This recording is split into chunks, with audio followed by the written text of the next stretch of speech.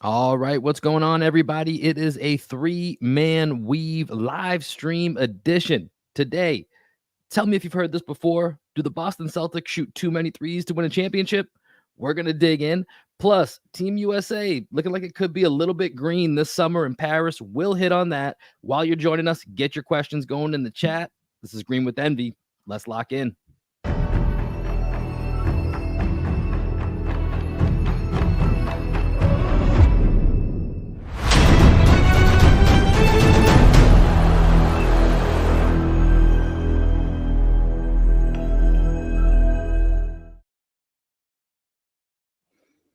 What up, what up, what up? Welcome into another edition of Green with Envy. As I mentioned, this is a live stream edition of the three-man weave. Of course, this is your boy Will Weir checking in. How you doing? How you living? Joining me today, first up, we got my best friend, co-host, and the coach of our podcast, the one and only Greg Menakis. How you doing, bro? I've never seen somebody so excited to have their hands back after holding holding the microphone for 2 episodes. You got the little boom mic coming in. You got your free hands to do all your hand stuff. A lot of rubbing, a lot of hand rubbing today. You know, I think in future episodes maybe I'll get like a little cream, little lotion here. You know, gotta make sure we keep the hands feeling good here. So we are excited. We're free now. We've got the new mic set up, so it is an exciting day here on Green with Envy. And then of course, rounding out that three-man weave, we've got the leader of the Taylor Gang, the lead writer for Celtics blog. Of course, it's the one and only Adam Taylor. What's popping? What's popping, my guy? Happy Thursday. I had to say happy 3 times because I forgot what day it was. I'm doing well, man. I like these live streams every Thursday coming at you from here till the end of the season. That's then during the off season. We're here all the time. Just show us some love.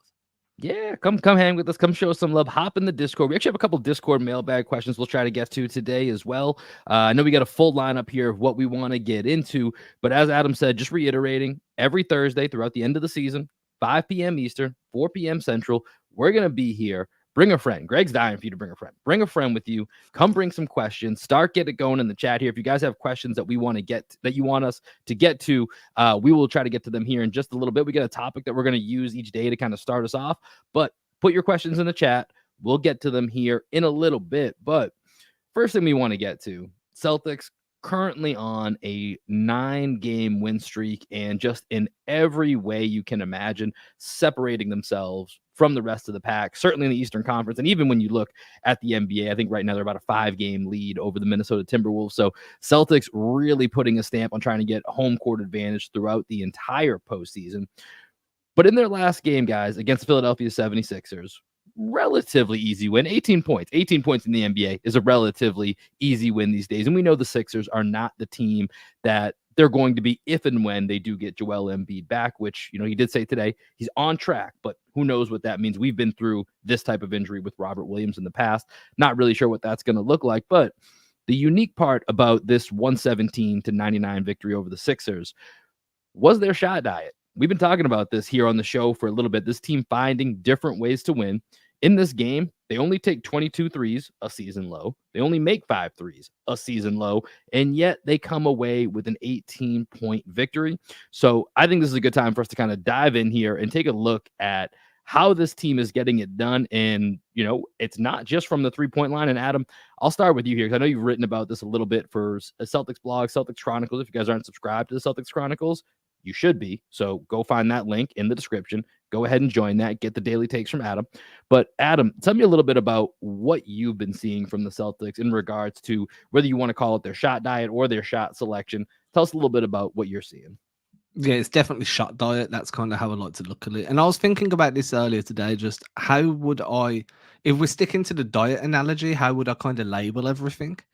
So the way I've kind of looked at it is like, I'm excited for this. Scoring around the rim, that's your lean proteins, that's your poultry, that's your chicken, that's your turkey. You know what I'm saying? You're going to eat that, you're going to feel full, it's lean. Then you've got 2 types, right? Because you've also got like red meat protein, and that's okay for you in small amounts. But if you do it too much, you're going to have some problems. The way I kind of differentiate between these is physical drives to the rim, like overly physical, taking significant amount of contact multiple times a game. That's your red meat. getting easy drives to the rim, little bit of contact, holding guys off, getting those little jelly in at the rim, like we saw Tatum do a few times against Philly. That's your lean poultry protein. So I like the fact that they're eating a high protein diet at the moment. But I also know that you need a significant amount of carbs, and that's the 3-point shot, right? So this is where your carbs come in. You need a certain amount of carbs in order for the blood to be able to carry the protein. So you need your freeze to open up your drives to the rim.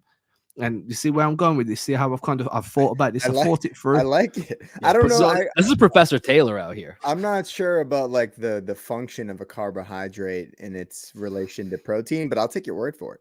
Yeah, so you need the carbs to be able to carry the protein to the muscle. So you need those 3-point attempts to open up the lane enough for you to be able to drive. Now, there is a point where if you eat too many carbs, it obviously starts to mess with your glucose levels. You can start putting on weight because it's obviously slow release energy.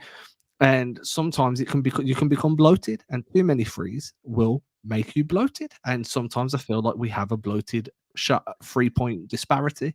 Obviously, then you need a certain amount of fat. That's your mid-range game. Some of it's good for you. You need a certain amount of fat in your diet. Too much, and you're going to start, your arteries are going to clog, and that's the lanes are going to start to clog in because everyone's pinching in the mid-range. And then the protein can't get you open to get the carbs can't open you up enough to get the protein to the heart, the baskets to the heart. So in long form, I thought this through. There's your science lesson. I'm very happy with having more lean protein. Which are the easy drives to the rim. Like what you got against Philly, and for the most part, what you got against New York. But I'm also okay if it's going to be a lot of red meat that day, taking a carb-heavy diet and shooting more from the perimeter. I do. So this is a long way of saying I think it's matchup dependent, and I think that their fluidity that they're showing has been fantastic over the last few games. I don't know that I have the mental capacity right now to continue to extend this analogy, but I do have a question for you, Adam. Where do the desserts come into play? Where's the chocolate cake? Where's the dessert bowl of Frosted Flakes, which is what me and my pregnant fiance. So you've got you've got your lunch desserts, where it's kind of just like, oh, I've had quite a light lunch, I'm gonna have myself like a pudding. First of all, I love this idea of lunch desserts. That's not really a thing I'm familiar with, but I'm loving this concept. This is why I'm overweight right now. Do you know what I mean? I'm at the point where I've got breakfast desserts, man. But so you're like, your pudding cup is your free throws. There's no, actually, your pudding cup are your free throws. You don't mind getting to the line, and you want to do it as much as possible because it's delicious and easy to eat.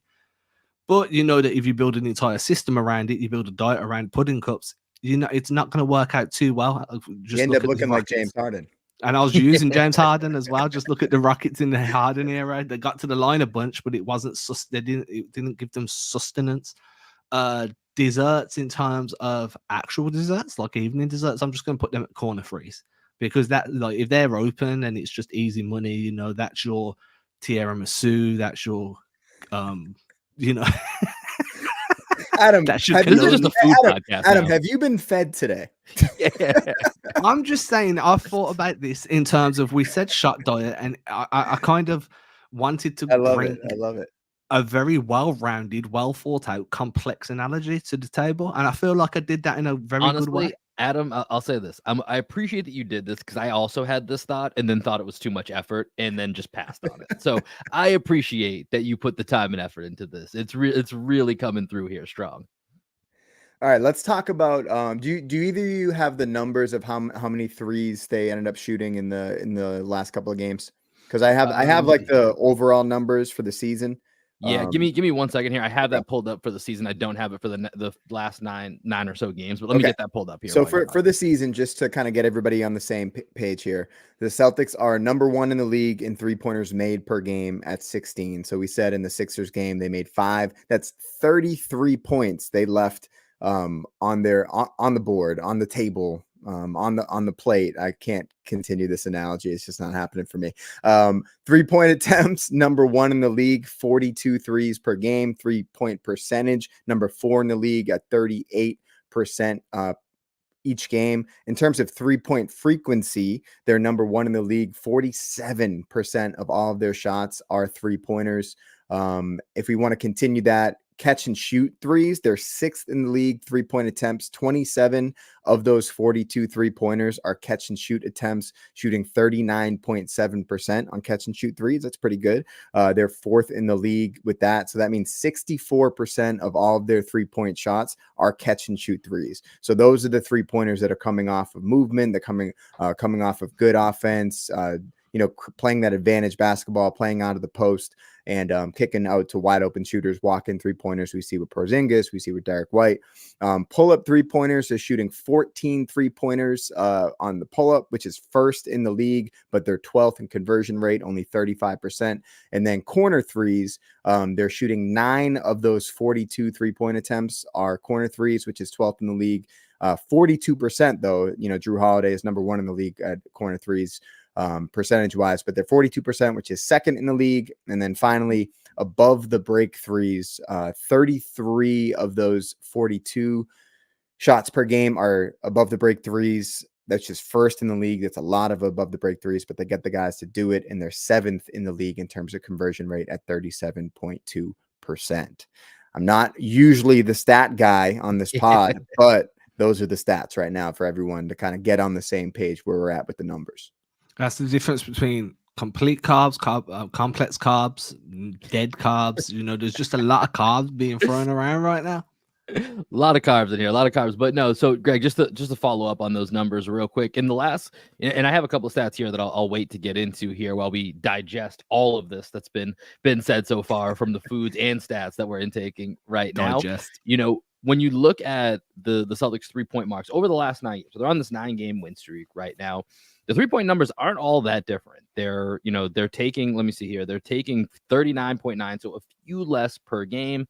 They're making right at about the same, I think 15.9 versus 16.1. So basically the same amount, slightly higher percentage. They're 5th in percentage over that time frame. So they haven't actually really changed too much from their 3-point approach when you look at these last 9 games or so that they're on this win streak. And when I first thought about looking into these numbers, my initial thought was, and part of this was we've had the whole Jason Tatum MVP debate, multiple times on the show, as everyone has recently. And one of the things that I found when looking into that is just, and I've been saying it kind of anecdotally, but wanted to see if the numbers backed it up.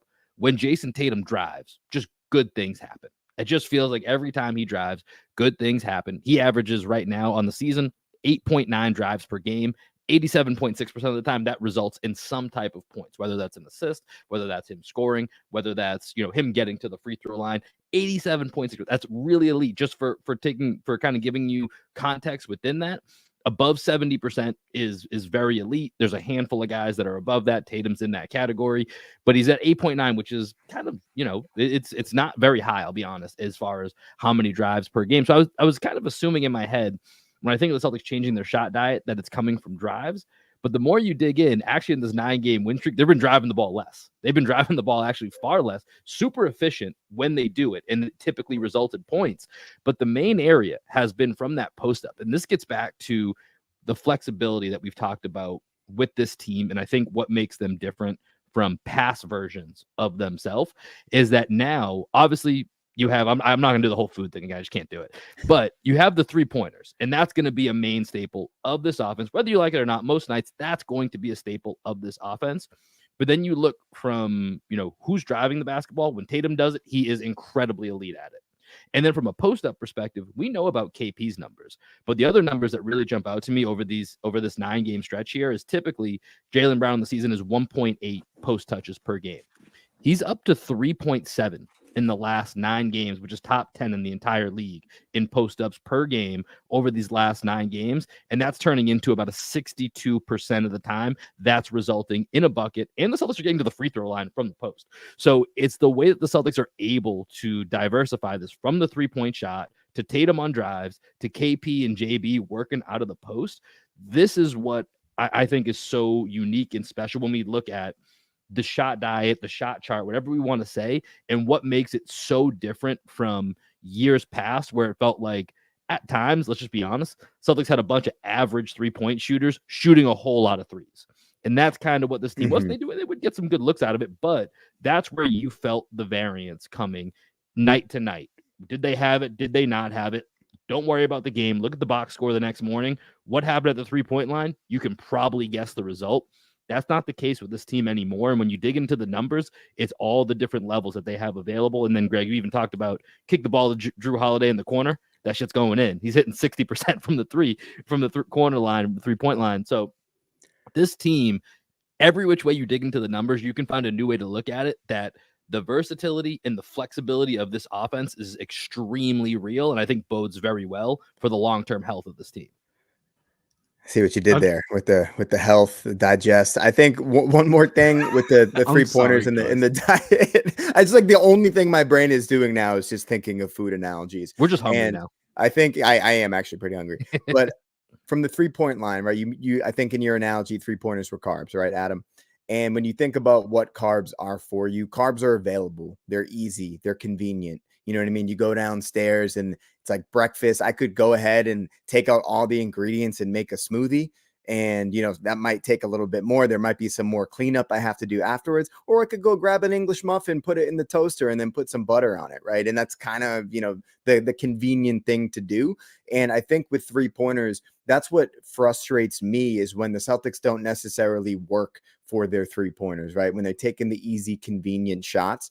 And when they're playing out of the post, now you're starting to mix in a little bit more nutrition into that diet, because now you're forcing the defense to and I'm just talking about basketball now, no more food. You're forcing the defense to double down, then you can kick back out for an open 3. You have those secondary assists that you see. Celtics are 4th in the league in secondary assists this year. They're moving the ball. Their overall passes per game they're like kind of middle of the pack in passes per game, but they're actually like generating a lot of great offense off of the passes, very efficient with the passes that they do have there. So I'm liking what I'm seeing out of the Celtics. These post up numbers compute a little bit more with like what I've been watching, because when I hear some of the numbers, I'm like, I feel like the Celtics are posting up way more than like 6 times per game. So I'm glad you brought that up, Will, over the last 9 that they're at 10. And I the next time I watch a game, I just want to like see how many I count and classify as post ups in my brain, because there are just like different ways that people categorize some of these actions anyway. But I do think they're playing out of the post a lot more frequently, and I really like to see it.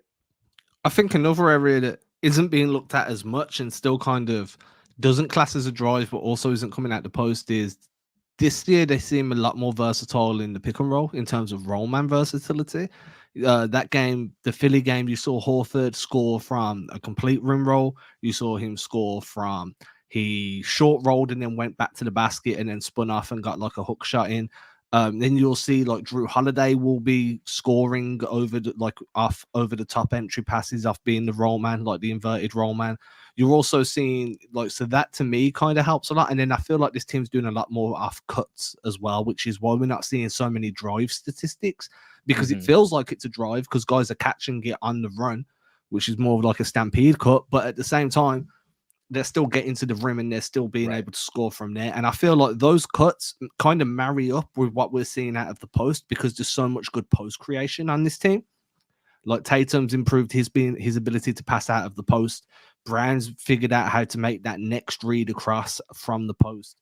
Porzingis can just see anywhere. Holiday is a good passer from the post. There's just a lot of it, all kind of, it's connected, right? Everything's kind of slotting in perfectly. And I do think, as you guys have articulated probably better than what I could at this time of night, I do think that being in the post and having the additional kind of scoring versatility there from Tatum, from Brown, from as we go down the list, Porzingis, Holiday, that creates such a dynamic where teams have to kind of shift their defense over. They have to start pinching in to take away passing lanes, to worry about being scored on, to worry about screeners coming over, that it is making it easier to get those high quality threes or those high quality secondary cuts, as I like to call them, like where it's an action on the other side of the floor and somebody's cutting in, and it makes it easier for players to find them. So I do think that the shot diet in itself is quite healthy.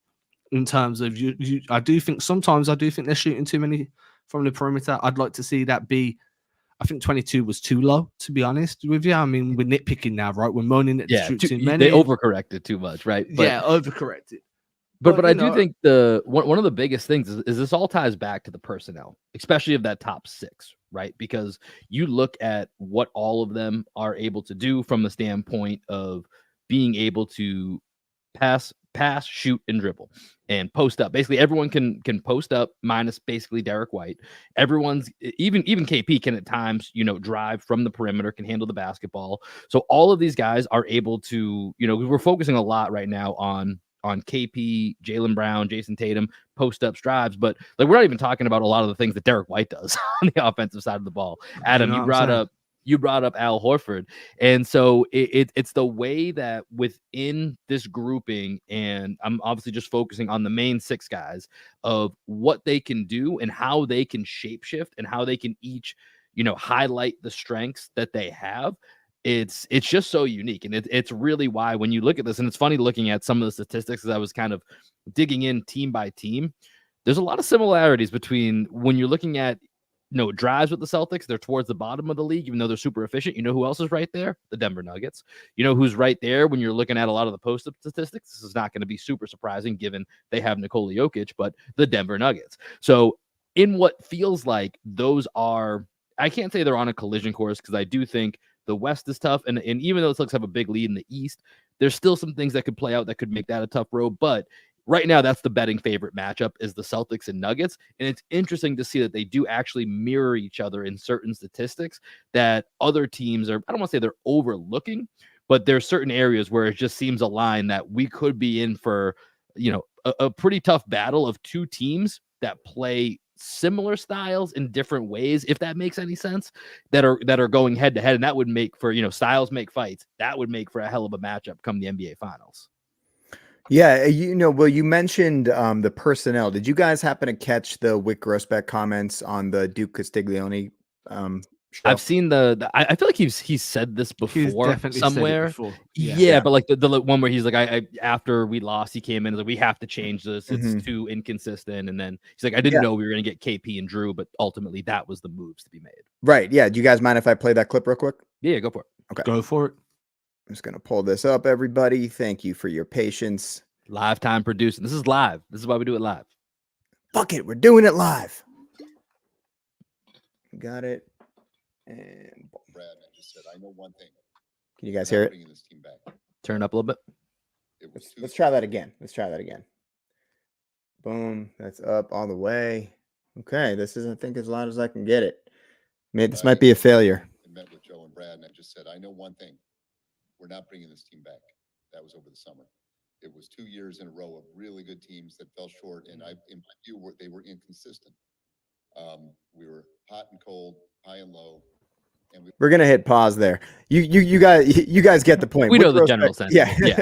Appreciate you, Mr. Reardon. But I do think that the point about the personnel and who's shooting the shots is a very salient point in this discussion, because when you have guys like Marcus Smart, who's like a career 33% 3-point shooter, shooting the open shots and teams encouraging you to shoot those shots, then you have Al Horford, who is a capable 3-point shooter, but does not inspire fear in the defense like a Kristaps Porzingis does. Then you have empowered Derek White to have a green light, complete green light, shooting the 3-point shot and shooting at a high level. And then you bring in guys like Sam Hauser, who and Peyton Pritchard, who make their living off of shooting the 3-ball. When you juxtapose that with a guy like Lamar Stevens, who I thought was going to carve out a role. Listening to the mismatch the other day, Chris Vernon was talking about how Lamar Stevens is like his new favorite player on the Grizzlies. He's averaging like 17 points a game or something crazy for the Grizzlies right now. Couldn't touch the floor with the Celtics. Yeah, couldn't touch the floor with the Celtics. But it's not because Lamar Stevens couldn't play basketball. It's because Lamar Stevens didn't fit Mazzulla's vision for what this team can be.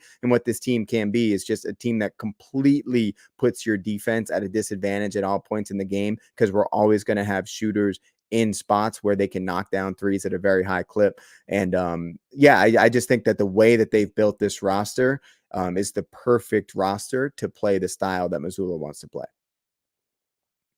Yeah, and I think and Mazzulla's going to be we've talked about this with Mazzulla and his learning more about his philosophies of basketball, right? It's about advantage basketball is more his goal than it is necessarily to shoot threes. Shoot threes is part of the analytics mixed with that advantage. So threes are always going to be a big part of this, but what I really hope people take away from this is that we need to get away from the discussion point of if and when the Celtics lose a game, it's automatically let's look at the 3-point shots and say this is the reason or this is what. Like that's the part for me that I just want us as a fan base to get with. I'm sure there will be a game where that might be true, but I think there's too many fans that default look to that and are looking for this is why they won't. And I just think that's for me, that's the biggest thing with this. That's the narrative needs to change.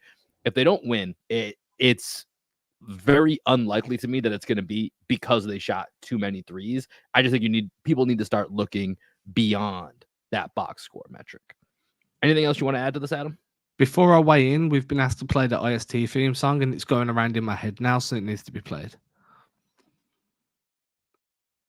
Am I the one pressing play? I wasn't queued up. I mean, you had it. I was going to wait till the end of the podcast. We'll do it twice.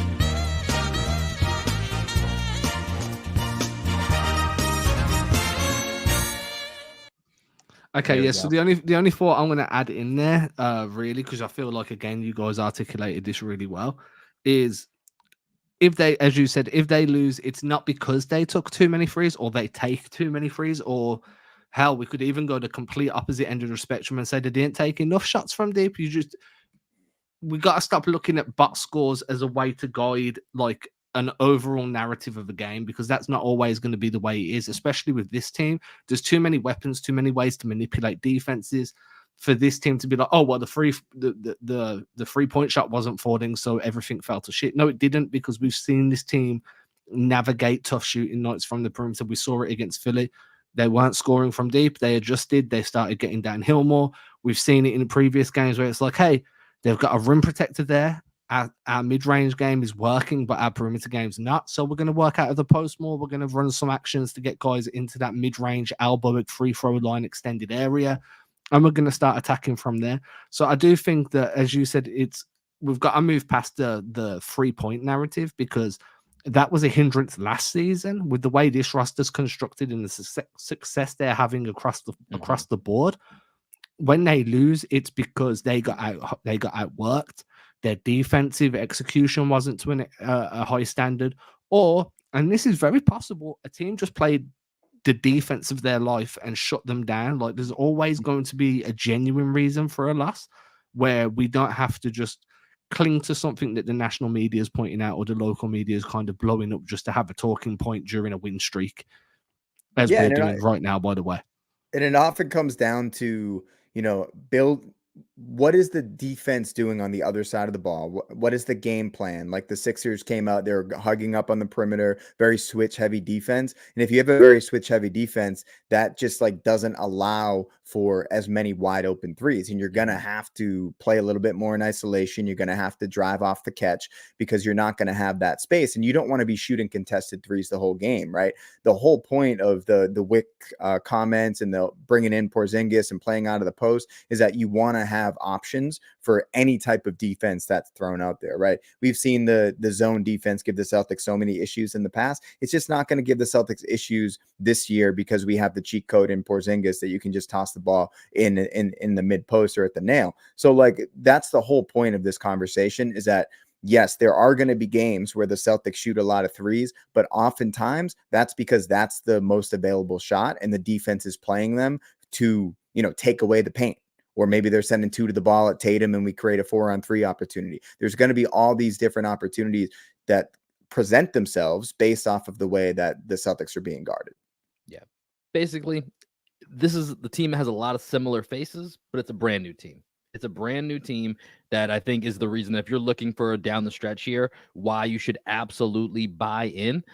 Shout out to our guy B Reardon here. We're happy to give you the in-season tournament theme song anytime. Keep it coming. We appreciate you, man.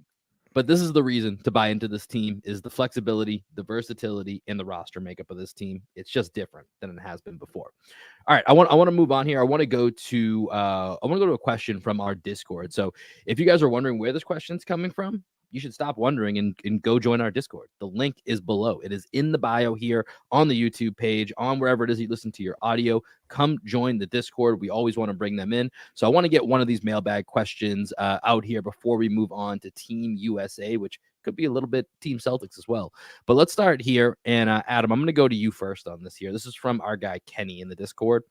What preseason take do you have to take the biggest L on, and which one do you have to take the biggest victory lap on? So we all know what I'm taking the L on. We all know what I'm taking. If you've been following this podcast all season or for the last few years, it's becoming quite consistent of me to choose one guy on the roster that I'm just completely out on. It's always a new addition. There's always somebody that I'm like, man, I don't really see it. And like sometimes I'm right and sometimes I'm wrong. And sometimes people will think I'm wrong and then agree with me at the end of the season that maybe I was right. Or it'll be the other way if one agrees and then I'm holding my hands up like, you know what? I got it wrong. And that's fine, because if we were all right all of the time, what would be the point? I was wrong about this one. Hold my hands up. It was it still felt like a good take from a logic standpoint, but it just hasn't worked out that way. O'Shea Brissett. I saw it as, hey, he's a non-shooter that is not exactly an elite defensive guy. Doesn't really bring you huge athleticism in terms of jump out the gym type of athleticism. I didn't think he was going to pop. He's a complete energy dude. He can shift the momentum of a game with the way he hustles and the way he fights on defense. And he can jump out the fucking gym. He can jump out the gym. Oh, I wouldn't say jump. Like when I say jump out the gym, I'm talking like Robert Williams jump out the gym. Do you know what I mean? But I don't think he can score around the rim as much as what I'd like for the frequency that he gets there. I think that he's very good at navigating himself to the rim, but his late finishing can be questionable under pressure. But I was wrong completely. He's been a very fun and important part of that rotation, like that stay ready group. And then one that I was right about. What's your biggest victory lap? I'll wait until the end of the season to take that, because one, I'm going to have to go back and listen to those predictions, and you're not taking a victory lap in February or March. That's fair. Greg, what do you got for us here? And I know we made some that were outside of the Celtics too, so feel free to go that route as well. Well, I thought I mentioned Lamar Stevens earlier. I thought Lamar Stevens was going to earn his way into the Celtics rotation just because I thought we needed somebody that was a bit more of a dog and brought that physicality. And you're seeing that in Memphis with Lamar Stevens. He fits in Memphis. He really fits their culture, and I'm happy to see him getting time there and getting an opportunity to play. But I thought that Luke Cornett this was the year where Luke Cornett was going to be proven not to be an NBA player. I didn't think he was physical enough. I always liked his basketball IQ. I didn't think that he set physical enough screens. I didn't think that he, used his 7'1" frame enough around the hoop. I didn't think that he was able to grab rebounds in traffic, and I didn't think he was going to be able to play when it mattered. And Luke Cornett has proven me wrong. I got to give Luke his flowers, because he's been great for this team. I do think that, Adam, tuning in and watching a little bit more of the Bulls, would it have been an upgrade to get Drummond? I think in a lot of ways, yes, but in some ways, no. I think Drummond's like defensive liability. He's more of a defensive liability, I would say, than Luke, and just not as great, doesn't have the IQ on the defensive side of the ball that Luke has. And I really like Luke's ability to play within the system and understand that. Bringing Drummond into this system, you don't know how quickly he's going to pick up on everything. And Luke just, he feels comfortable in his role, and he knows his role. So that's what I would say is my biggest L, when I'm happy that it's an L, because Luke's been awesome, and I think he deserves all the minutes that he's getting. And then in terms of my biggest victory, I think I've mentioned this on a pod recently, but I called that Grant Williams was not going to work out in Dallas. I didn't see it. Fool's gold that first month. Yeah, fool's gold. I mean, the Mavs are playing good basketball now. With town Friday night. We'll have a preview with Lauren Gunn at 2:30 Central, 3:30 Eastern. Make sure you guys tune in for that one. There you go. And I just knew that Grant wasn't going to work out in Dallas. I watched him play a couple games with Luka, and I just didn't see the heliocentric style of ball working for Grant. Grant's someone that needs to be involved. He needs to get his shots up. He needs to feel like he's part of the team. And I didn't think it was going to be quite so acrimonious, the split. I didn't think he was. Yeah, I can't wait to talk to a Mavericks writer about this. I'm very excited for that on Friday. Right. And just one more thing I want to throw out there before we move on to you, Will. We've mentioned Rob Williams twice on the pod today, and you're wearing the Rob Williams hoodie. Shout out to the Rob Williams hoodie. Shout out to our guy, Rob. Hope to see you healthy next year, my guy. That's right. That's right. The Rob Williams hoodie lives on, baby. It lives on. I had to dig it out of the closet the other day. Yeah, I mean, for me, I'm gonna kind of piggyback off one of the parts that you talked about with Luke Cornett, and this ties a little bit into. I didn't think this team. I thought they'd be kind of middle of the road rebounding, and I thought that might be an area where the Celtics could be vulnerable. They're the best rebounding team in the league. Like, I thought they could be better than middle of the pack, but I did not expect this. When you've especially after the Drew Holiday trade, we got a little bit smaller, right? That's just true that we got a little bit smaller from doing that trade. And with Kristaps, injury history, which has held up pretty well throughout the season, Al's getting older. You're gonna be playing a lot of times with multiple wings and multiple guards. And I just didn't expect for this team to kind of collectively be able to rebound the way they have. And Luke Cornett is actually a very big piece of that, just for when he's out there, when he's substituting those minutes, when you don't have KP, you don't have Al out there, or the times that Missoula has felt comfortable playing Luke with another big.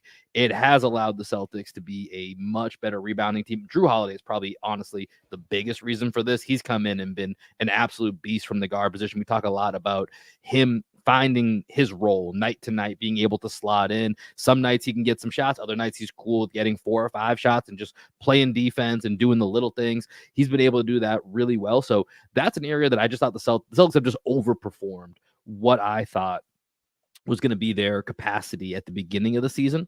Something, miniaturely I was right about. Greg, you and I just talked about Sam Hauser at the beginning of the year, just him absolutely cementing he is a rotation guy. He was on the cusp of that last year. And I think it really kind of came more from like an internal discussion of, I think your brother was on the opposite side of that. So that was more for your brother. And then I think one thing from a league perspective that I'll hit on was the Cleveland Cavaliers, who I saw a great tweet. I think it was from Keith Smith either last night or 2 nights ago, that the Cavs 25 games ago, where I believe either 2 or 3 games over 500, 7th or 8th place in the Eastern Conference. Was it Keith or Corrales? I saw Corrales post it. I think Keith might have had this. It was Corrales. Too. Oh, it was Corrales? Okay, my bad. Yeah. Then it was, yeah. So it's coming from Corrales, where they were 20 and 5. They lost the other night. So 20 and 5 in the last 25. They have gained 0 games on the Boston Celtics, but have gone from, I forget if it was 7th or 8th place to 2nd place in the East. Like, that's insane from a Celtics perspective. But then from a Cavaliers perspective, I still believed in this team as a regular season team. I'm kind of like you, Adam. I'm not ready to say anything about whatever their postseason chances are. I still would put them 3rd or 4th on my worry tier of who the Celtics have to play in the postseason.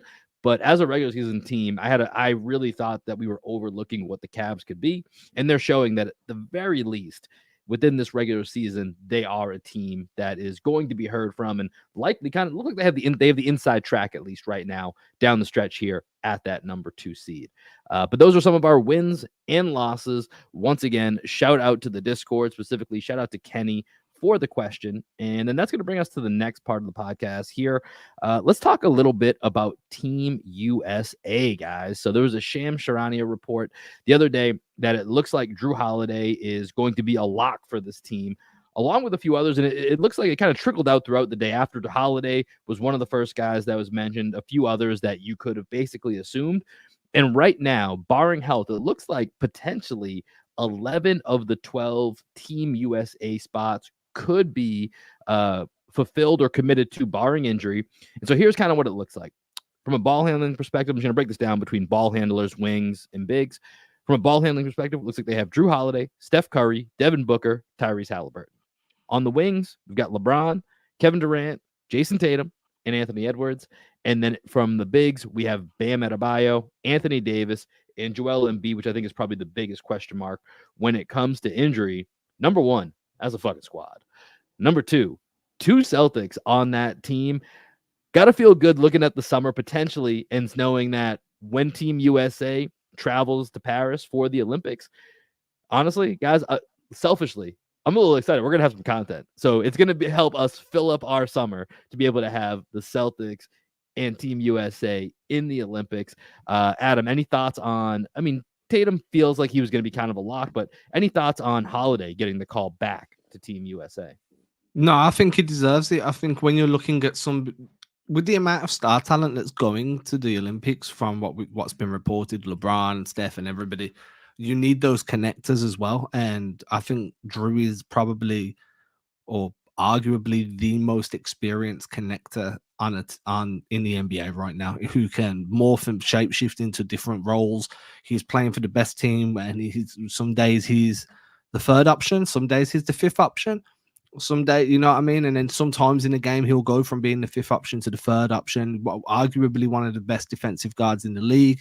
I don't know how you want to kind of define that, or who you want to put ahead of him or just behind him. But then when you factor in his rebounding, his commitment to playing multiple roles, like 1 minute he'll screen for you, next minute he's in the dunker spot. You need that type of versatility on a team, especially in tournament style basketball where games are going to come thick and fast, and you've got to be ready for anything. So it makes perfect sense. Perfect sense. I'm happy for him. Hopefully he gets a second gold medal. Him and Tatum going back to the Olympics, to me, is a good omen. Just, you're going to win a ring, then we're going to go over to Paris. We're going to see Adam Taylor there, because Adam Taylor only lives in England. Say, Adam, what are the chances we're getting you working on some press passes for the Olympics right now? Sure, like, I hope you are. Dude, man, you needed to put the so I wasn't aware of this. Obviously, I'll know for next time, but you needed to put the Olympic press pass request in like 12 months in advance. So I didn't, because why would I? Because that was so early to be putting it in. And then I've come to apply, and it's like there's no press passes left. Dude, we gotta find a way to work some connections to get you into some coverage over there, even if it's not an official press pass. We gotta find something over there, man. It's I mean, I know it's not exactly in your neck of the woods, but it's as close as a lot of NBA action gets to your neck of the woods. Are there any jiu-jitsu tournaments that you can enter in and maybe just like participate in the Olympics? I don't know. Look, I mean, they're going to London for 2 games first, right? So what I'm trying to work on right now is getting access there. Haven't been successul as of yet. Haven't really pushed the envelope too hard either, because again, I know, yeah, it's the same thing as self promo, right? Like, I just gotta get comfortable doing it, and at the moment, I'm not comfortable. Yeah, that one you gotta push on that one. That's a must. Yo, you should hit up S, man. He's been getting like press passes everywhere. I feel like he's getting those connections. That's your homie. Hit up S. I'm sure he might be able to point you in the right direction. I might do tomorrow. That's a good point. So one thing with Team USA, I believe there's one roster spot still available. My question to you guys: who between Jaylen Brown and Derek White do you think is more likely to get the call? Ooh, that's a good question. Adam, do you want to go first? That's my stall tactic. Oh, I'm gonna go with Jaylen Brown simply because I feel like you're filling the Derek White need with Drew Holiday. I don't think you're going to want to take two. Like, it works to have both of those guys on a roster, but when you've got so many other options and you're picking from everybody, I feel like if you take Drew, you're not really going to add an extra one in with D White. I also think there's a chance that you do, but Jaylen Brown just gives you that athleticism, gives you the scoring, gives you that mid-range game, can be a counterpunch type of guy when, especially if you're trying to rest LeBron for some games because it's the summer and he's old, and you want to sit in for a bit. Jaylen can come in and kind of just give you a different dimension. He's not going to replace LeBron, but he's going to give you something different, and you're going to keep a version of that strength and athleticism. Well, when Jaylen was on Team USA, they played him at the 4 a lot, so I think he'd probably be the guy to get that call, because they have Halliburton, who's already slight of frame, like Derek White. It's kind of similar body type to Halliburton. Like if you had to pick anybody on the team that Derek White had a similar body type to, it'd be Halliburton. But and also with Team USA, like part of the plan is to overwhelm them with talent, right? And so objectively, Jaylen Brown's going to be the more talented, and to the point you have your connector in Drew Holiday. So you'd really just be Derek White on a 12-man roster, on this elite 12-man roster, would basically just be a backup to Drew Holiday, which Jaylen Brown might be able to, as we're saying, because of his talent level. There might be a certain game where it's like, hey, maybe this is just Jaylen can enforce his will on this particular matchup, and so that probably has a higher upside than Derek White would in that final spot. And it's like we saw in the summer as well. Oh, sorry, go ahead, Greg. I was just going to address Reardon's comment in the chat. If Joel Embiid's playing for Team USA, they don't have a major size problem.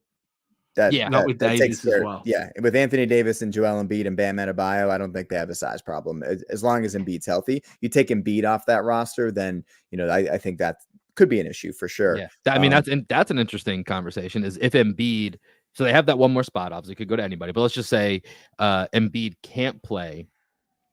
Who's the next big up on the docket? Luke for Cornett. Team USA. Luke Cornett. I'm only joking. Chet, I don't know. Yeah, I mean, Chet was the first name that came to my mind. I'd have to. I'm trying to if you think want of who else. physicality. Like, because one thing you've got to realize is not every team, like as we saw during the summer just gone with the FIBA World Cup, not every team plays an NBA brand of basketball. There's a lot of European teams that stick to their style, and that means very physical, very high intensity around the rim. They got dudes looking like fucking Zangief from Street Fighter. You know what I mean? You know what I'm saying? And it's all like back to the basket, low post entry passes and stuff. And that's the type of game where you would want to throw a Drummond type guy in there that's big, but doesn't like, you know, and his maybe a Jared Allen type. Would a Jared Allen type fit this potentially?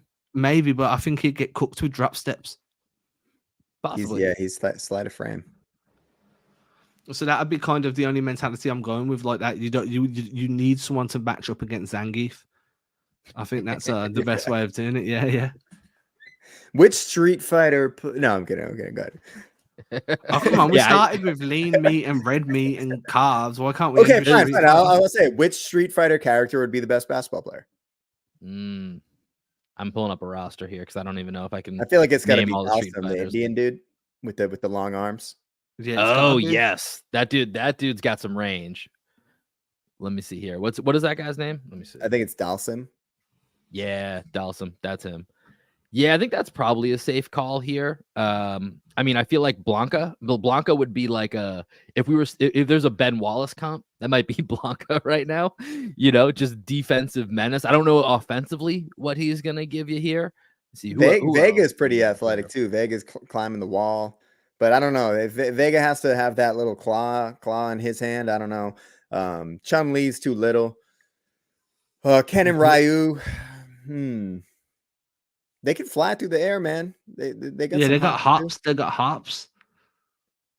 Sonic. I mean, not Sonic. What's his face? The Guile who has the Sonic boom. He'd definitely be the most explosive. He'd have the best dunks for sure. I think I'm gonna go with Abel. You know, just because of how hench he is, like how stacked he is, man. He's just gonna.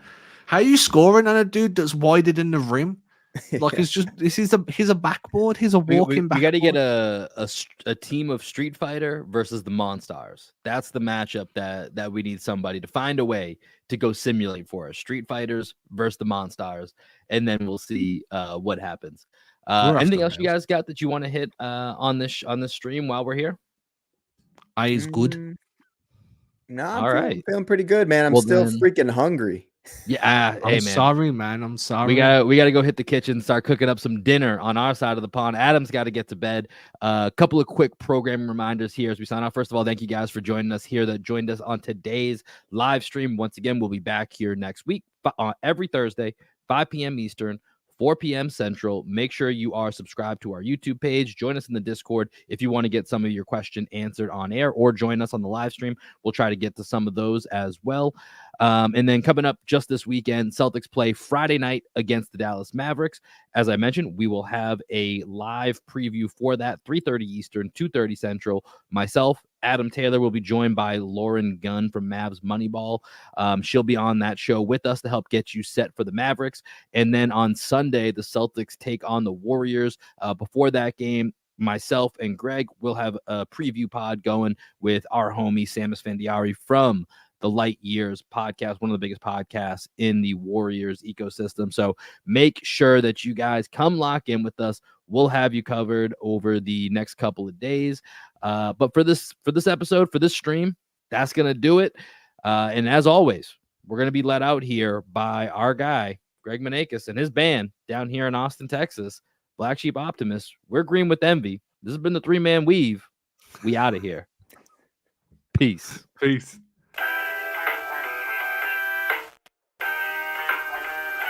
Every time I get this high, I lose my mind.